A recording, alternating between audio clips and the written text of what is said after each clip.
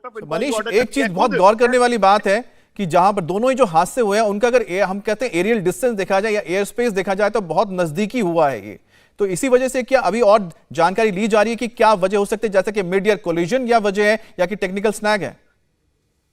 अमित, मैं फिर से आपको क्लियर कर दूं कि भारतीय वायुसेना के द्वारा हमें कहा गया है कि पूरी जानकारी के बाद ही हम इसको फ्लोट करें, लेकिन जिस तरह से सिचुएशन बनी है, टेक्निकल स्नैग एक साथ 2 फाइटर एयरक्राफ्ट में आना ये थोड़ा नामुमकिन सा लग रहा है। उसके अलावा पासी के एरिया में, क्योंकि मुरैना से भरतपुर एरियल डिस्टेंस इतना ज्यादा नहीं है, एक एयरक्राफ्ट जो कि चार्टर्ड एयरक्राफ्ट है उसका क्रैश होना, तो ये तीनों चीजों को कनेक्ट करके इस समय भारतीय वायुसेना देख रही है। इसीलिए एयर चीफ को पूरी जानकारी दी गई है।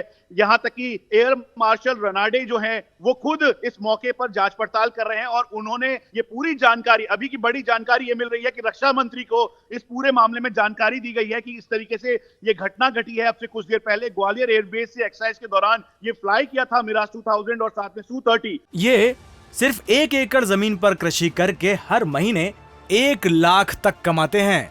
इनसे सीखना है तो फ्रीडम ऐप को अभी डाउनलोड कीजिए। रक्षा मंत्री को इस बारे में पूरी जानकारी दी गई है, पूरी रिपोर्ट सौंपी गई है।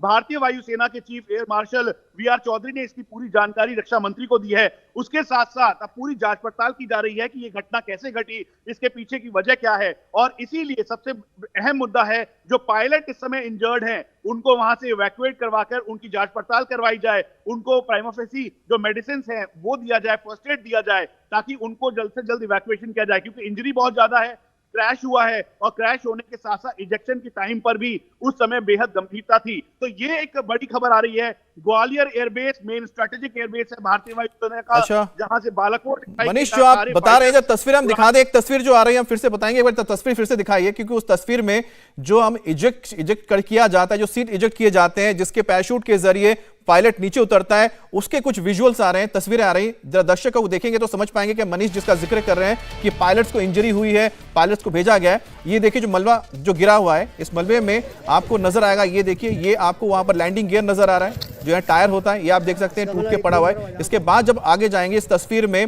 वो सीट नजर आएगी, यानी जिस सीट के साथ पायलट फ्लाई करता है उस सीट के अंदर ही इजेक्शन बटन लगे रहते हैं, वो सीट पूरा बाहर निकलता है, उसमें पैराशूट लगा रहता है, जिसके जरिए जो पायलट हैं वो जमीन पर आते हैं।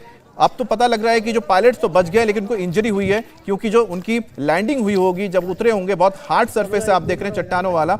और ये दूसरी तस्वीर आप देख रहे हैं जहां पर मुरैना में लोग इकट्ठा हो गए, जहां पर ये प्लेन क्रैश हुआ है। अभी तक की जो सबसे बड़ी खबर यही है कि ग्वालियर एयरबेस से इन विमानों ने उड़ान भरा था, क्योंकि इस वक्त वेस्टर्न एयर कमांड की ओर से एक्सरसाइज चल रहा है, जिसमें 5 विमान उड़े थे, जो अभी जानकारी दी गई है, मनीष ने हमें बताया। साथ ही उसमें मिराज 2000 भी शामिल है, Su-30 MKI भी शामिल है। दोनों ही विमान बहुत ही आधुनिक विमान है। मिराज 2000 को अपग्रेड भी किया गया है हाल फिलहाल में, और साथ ही साथ Su-30 MKI भी बहुत सेफ विमानों में से एक माना जाता है। तो ऐसे में दोनों विमानों में क्या टेक्निकल स्नैग आया होगा, इसको लेकर भी प्रश्न चिन्ह है। ये क्या मिड एयर कोलिजन है, इसके लिए भी थोड़ा इंतजार करना होगा। लेकिन साथ ही बहुत ही करीब, यानी मुरैना की एयर स्पेस के बहुत ही करीब जो भरतपुर पड़ता है, वहां पर भी एक विमान का क्रैश हो जाना एक ही वक्त में, ये एक सबसे बड़ा सवाल है जो हम आपको बता रहे हैं। देखिए भरतपुर की हम तस्वीर दिखा रहे हैं, जहां पर चार्टर्ड विमान इस हादसे का शिकार हुआ है। अब ये देखना होगा कि जो चार्टर्ड विमान था कितना बड़ा विमान था, सिंगल इंजन विमान था या ट्विन इंजन विमान था, या फिर ये जेट विमान था, या फिर ये रोटर विमान था। तो कुल मिलाकर अभी देखना है कि किस कंपनी से जुड़ा हुआ विमान था, क्या ये किसी कंपनी से जुड़ा था या फिर किसी एयरलाइंस या जो चार्टर्ड कंपनीज होती है क्या उनका विमान था, इसमें कौन सवार था, इसके लिए थोड़ा इंतजार करना होगा। और दूसरी बात है कि फाइटर विमान किस वजह से क्रैश हुए, क्या उसकी वजह रही, इस पर भी अब इंक्वायरी होनी। अब ये देखिए जिस सीट का हम जिक्र कर रहे थे, यहाँ पर वो प्लेन का सीट है जिसमें इजेक्शन बटन लगा रहता है, जिसमें पैराशूट लगा रहता है, और इसी के जरिए जब इमरजेंसी होती है, जो पायलट्स होते हैं वो अपने आप को बचाते हैं, खुद को रेस्क्यू करते हैं। ये सिर्फ 1 एकड़ जमीन पर कृषि करके हर महीने 1 लाख तक कमाते हैं। इनसे सीखना है तो फ्रीडम ऐप को अभी डाउनलोड कीजिए। और ये जो मलबा आप देख रहे हैं, ये देखिए वही सीट है जिससे पायलट नीचे उतरे होंगे, फिर उनको यहाँ से रेस्क्यू करके आगे ले जाया गया होगा। लेकिन जो आप इलाका आप देख रहे हैं कि बहुत ही पथरीला इलाका है, क्योंकि पठारी इलाका को नजर आ रहा है। अब देखिए इंजन यहाँ पर नजर आ रहा है, विमान का इंजन भी यहाँ पर गिरा हुआ है।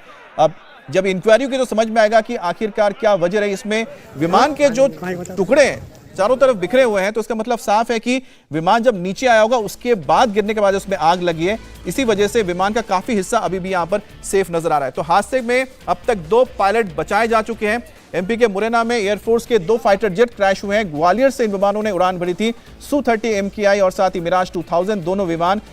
मिराज 2000 का जो बेस एयरबेस माना जाता है वो ग्वालियर में इनका एयरबेस है, जहां से इन्होंने उड़ान भरा था। Su-30 MKI भी इसका हिस्सा थी इस एक्सरसाइज का। और एक्सरसाइज के दौरान जब इन विमानों ने सॉर्टीज के लिए उड़ान भरी थी, उस दौरान ये हादसे में शिकार हुए हैं। इंडिया टीवी हर वक्त हर जगह डाउनलोड करने के लिए सर्च करें India TV news Google play store या ऐप स्टोर पर।